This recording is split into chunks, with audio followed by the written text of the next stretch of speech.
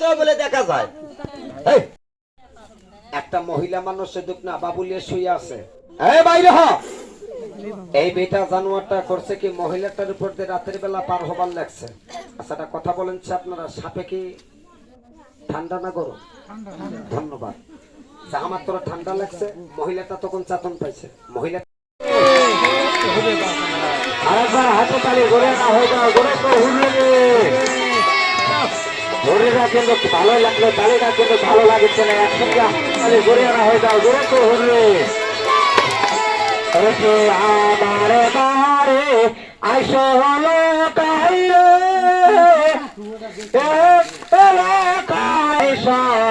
এই যে রহমাল ভরা টাকার দেব মাছ কিনে এ আখায় আকে হাই গো।